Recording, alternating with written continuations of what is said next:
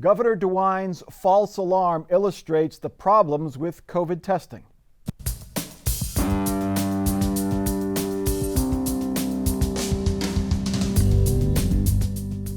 Joining us on Columbus on the Record this week, Terry Casey, Republican strategist, Morgan Harper, Democratic activist, and Andy Chow, State House reporter for Ohio Public Radio. Well, it was an interesting 12 hours for Governor DeWine and the state of Ohio, anxious over the spread of COVID-19. The governor tested positive for the coronavirus in a rapid test done before he was to meet with President Trump. The governor went home to his farm, met the media on Zoom, told everyone he felt fine, and he had no idea how he could have caught the virus. As it turns out, he didn't. Another test taken Thursday was negative, and that test has proven to be much more reliable than the rapid test he took first. DeWine admits the experience shows testing needs to improve. You learn. Look, you learn every experience in life, you learn. And so going through that experience yesterday, pushed my head down right in it and said, hey, let's look at this reliability of this test. Andy Chow, 73-year-old governor who has asthma, gets a test that says you're positive for COVID-19. Some scary stuff personally for him and also, for the state trying to battle this pandemic. Why was one test wrong, and what makes us confident the second test was correct? So what the health officials have said is that the test that the governor did before meeting with President Trump is known as an antigen test. And what health experts say is that test tends to be more inaccurate than this second test that the governor did, which is called a PCR test. And the governor stressed during his last press conference that mostly all of Ohioans, many Ohioans, most of all of them who have been tested for COVID-19 were tested using the PCR test. And that is what is known to be the gold standard, as he put it, the gold standard in accuracy for testing. That test there is based on genetic material, the RNA, I guess, of the coronavirus. They see if the virus in the person matches the RNA of the virus itself. Terry Casey, what's the use of the rapid test? It's cheaper, you get the results really quick, but if it's wrong, even 30% of the time, what's the use of it? Well, sometimes fast is better, but sometimes more accurate and in depth. And I thought the OSU doctor who was on with the governor today did a very good job in making the analogy and comparison of a telescope, which is going to be more accurate, versus binoculars. Both have their purpose. But the good news, again, reassuring from the governor, was that most all the tests done in Ohio, I think you said 90% plus, are done with the more accurate, more in-depth type of testing. Morgan Harper, of course, the first question is, can we rely on the tests? I mean, people, the activity on Twitter and social media yesterday was, well, see, masks don't work. That was the anti-science crowd. And then after he came back negative, well, look, the tests don't work. So this does sort of undermine the science a little bit, at least among some people out there. Yeah, I don't necessarily agree with that. I mean, I think part of the issue is how quickly are you getting your test results? Governor DeWine was able to get his result very quickly with a more reliable test, but we have a lot of people who are getting tested and then go about their lives. And as we know, things have reopened. They're exposed to who knows how many people. They are exposing who knows how many people. And even if they get a result that says they're negative, well, it's no longer accurate based on their activities since then. So, to me, this all comes back to the fact that yes, like the governor said, we have had a chance to learn, but unfortunately, I don't think we've applied the lessons that we had the opportunity to learn from that were happening in other states before it hit here in Ohio. Andy Chow, the governor addressed this in his news conference on Friday, and you can understand the governor of the state should get access to the test, much like the president or the mayor, somebody who's in charge of a major public health effort. Okay, yeah, you get to go to the front of the line, but when you see professional athletes and celebrities getting their results back very quickly, how does he plan to address that gap between the average folks and the folks who frankly have money and resources? Well, the governor sort of doubled down on what he's been saying for the past couple of weeks now, is that he's hoping that the state can double the amount of testing that they have in Ohio, double the accessibility and the capacity of testing, but also using some techniques to be able to test quicker, such as pooling tests. So putting multiple test samples into one machine, running it at the same time. If they all come back negative, then you know that they're all negative. And so that's just one way of doing it. But it has been brought up that, yes, high profile people, well-paid athletes and celebrities, they get these tests quicker. Meanwhile, people who have to go to their job to make a living are put into scenarios where they have to maybe wait days to get a test and maybe can't go to work while they're waiting for that test. So there are real struggles here that have been brought up. Terry Casey, getting back to the anti-science crowd and their reaction to anything that comes up in this pandemic, whether it's testing, masks, or any development that sort of bolsters their argument that this is all hype. It's all a hoax. It's all too much to do about nothing. But the scientists and the medical professionals and 75% to 80% of the public believe it's real, believe it's dangerous, and you should listen to doctors. How do we convince that 20% to I take it think, seriously? as the governor has noted, over time, you've just got to keep working at it day after day. And I think the fact that the state of Ohio is investing money in TV commercials on the masks helps. And also it takes time because we forget. If we live here in Columbus, the whole state is not like central Ohio because of the variety of rural areas. And we've got parts of Ohio where they get their TV from Fort Wayne or they get the TV from Charleston or Pittsburgh. So it takes a while to get everybody in all the 88 counties to get on the same page because different people are in different circumstances. But I think it's catching up because the rural areas, sadly, their numbers are coming up because it's taken a while to get out there. But we're making progress, and I think the way the governor handled it on Thursday was very good in terms of immediately briefing the press, doing his news conference today, people asking questions like what was his health history, and he was forthcoming with the asthma, et cetera. So I think his being real, I think, helps people realize this is a problem we've got to deal with seriously. Morgan Harper, the governor was, I'll let you weigh in, but Morgan Harper, the governor, was way out in front in the beginning of this pandemic. Then he sort of, as we reopened, perhaps was out in front again in reopening, and the cases started to rise again. We didn't see Amy Acton anymore. She resigned, of course. How do you think he's doing lately? We have statewide mask mandate. The latest thing is mandate for all students in school if they come back to school. Is he, and the message seems to be getting out, as Terry said, like Cincinnati, Hamilton County has dropped the level because people down there say masks are being worn more often. Yeah, I mean, I think the elephant in the room here is Donald Trump. I mean, we have a leader in charge of the country who has mismanaged this pandemic. And even if, I agree with you, at the beginning of the pandemic hitting here in Ohio, Governor DeWine was doing a better job. But if people aren't willing to call out the fact that Donald Trump is spreading lies, and even if he's also a Republican, we're going to openly disagree with him to make sure that we are getting accurate information out to people, because it's not just from local media, it's also from social media. In fact, that's his platform of choice to spread lies. Then we're never going to be able to have data-driven, science-informed policy done in this state. All right. 4 of the defendants in the Larry Householder scandal pleaded not guilty to racketeering charges this week in federal court. The former House Speaker had his arraignment delayed. Other than that, it was a pretty quiet week in the case. As the dust settles, State House watchers wonder who could be charged next, and calls continue for lawmakers to repeal and replace, or at least rework, the nuclear bailout law at the center of the case. Andy Chow, let's turn to the law that bailed out the 2 nuclear power plants. If I'm a Republican lawmaker who voted for it the first time, there is no way that I want to have to vote for it again after all that's happened. Is there any way that this is completely repealed and lawmakers have to do that? They have to vote to bail out these plants once again.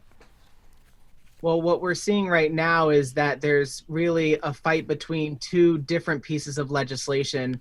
The Republicans have put out their version of the repeal HB 6 bill, and the Democrats have put out theirs. The Democrats say that their bill is what they call a clean repeal of HB 6, meaning making putting and reinserting all of the energy policy that existed before HB6 would be put back into Ohio law.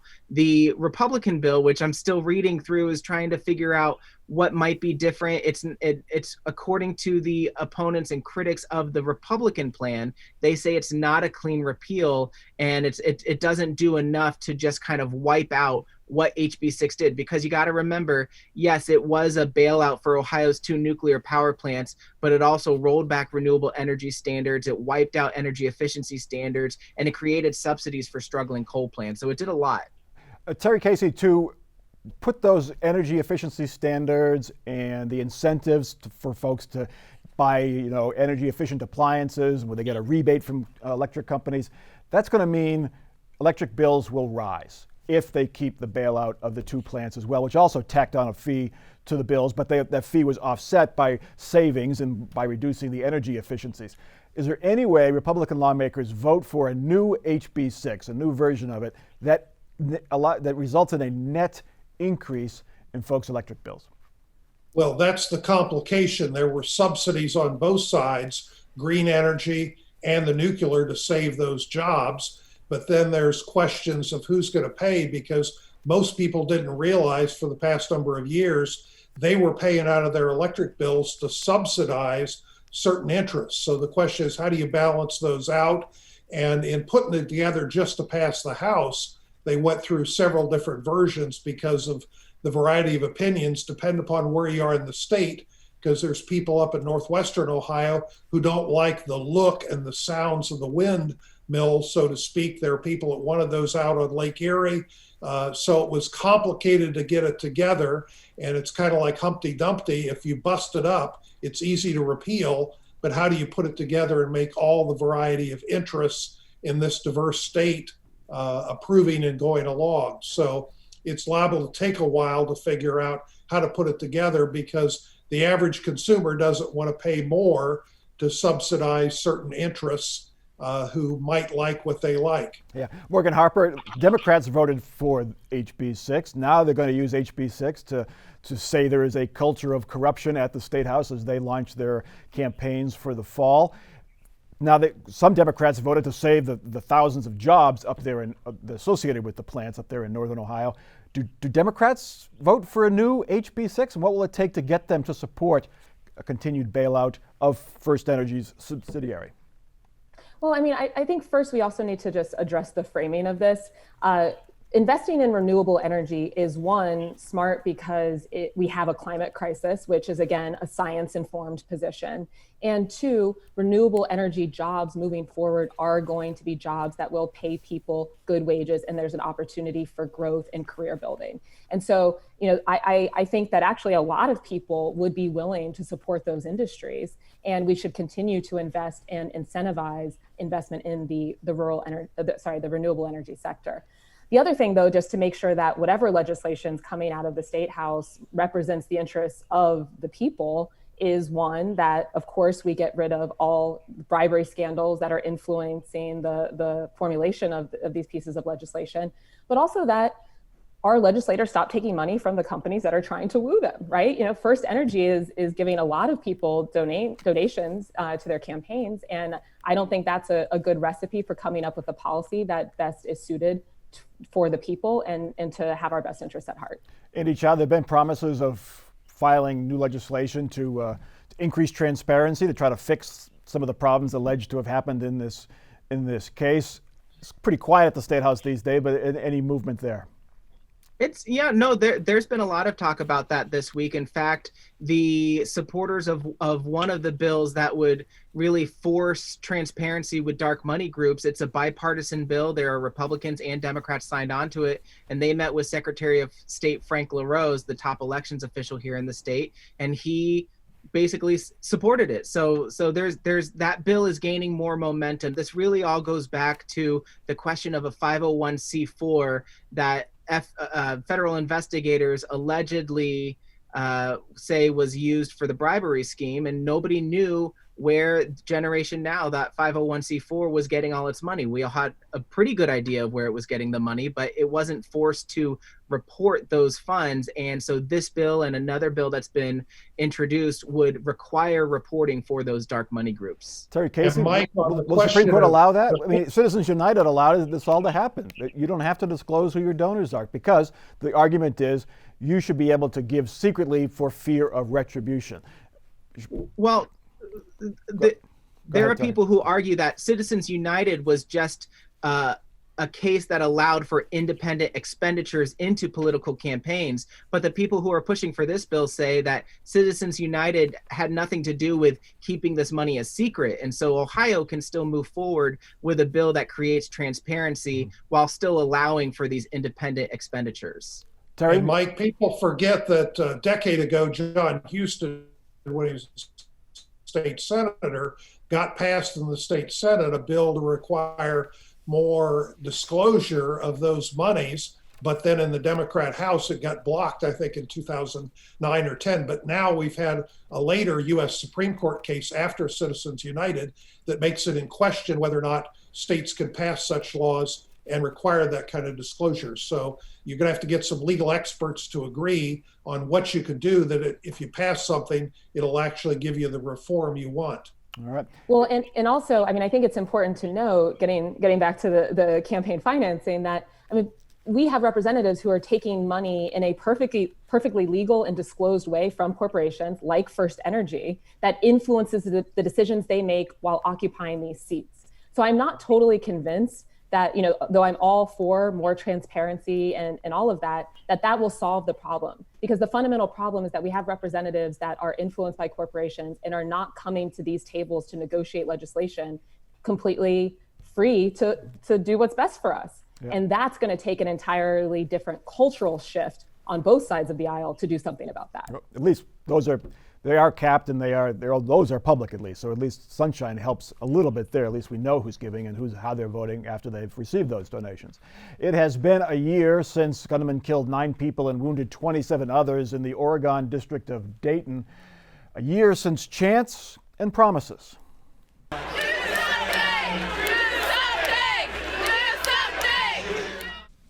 Some chanted, "Do something." And they were absolutely right. We must do something. And that is exactly what we are going to do. But the governor and lawmakers have done nothing to restrict access to guns in Ohio. At least 3 bills sit dormant at the State House, including Governor DeWine's Strong Ohio plan that called for voluntary background checks for private gun sales and increasing penalties for gun laws already on the books. Terry Casey, you saw the governor there. He was passionate. I think he truly believed he wanted to do something. But in the end, even before the pandemic hit, nothing was done other than proposing the legislation. Well, this is a tough issue. And one of the problems in Columbus this past week, in the last 5 days, we've had 5 people killed in Columbus. Now, this wasn't the kind of killings that happened in Dayton, but right now Columbus is on a pace for a record level of murders. And a lot of it, if you talk to the experts, is about obviously guns, but it's about gangs. It's about the question of, even if you pass tough gun laws like Chicago has, does that really solve the people who already are operating illegally with guns? So that's part of the debate in the legislature of, will the laws actually do what you hope they will do? Andy Chow, pandemic is taken over everything right now, and then of course racial justice protests in the later months of the spring. Gun legislation is not even close to a priority if it ever was, correct? Right, and this was going to be a really big uphill battle for the DeWine administration to begin with. This is a General Assembly, an Ohio House, and an Ohio Senate that has a supermajority of Republicans who do not want to push for gun regulations. And so this was already a tough sell. You know, between the time that the governor said he wanted to do something, there were weeks that went by before he actually introduced legislation. And that's because one of his goals was that he wanted to introduce something that he actually thought had a chance of passing. So a lot of the critics, the people who wanted to see gun regulations in Ohio, thought that he made too many concessions in his Strong Ohio plan. But even that seemed to be not enough to get through the legislature at this point. And again, we've got the pandemic, we've got the HB6 corruption fallout, we've got a new Speaker of the House. There are so many other things going on right now, but it is still possible. There's still a couple of months left in the year to see something move through the legislature. Yeah, Governor DeWine originally wanted mandatory background checks, and he wanted a red flag law. Morgan Harper, should he have used his bully pulpit a little bit stronger rather than try to forge a compromise, which is kind of the governor's nature, but if he had taken a stand, would that have helped, do you think?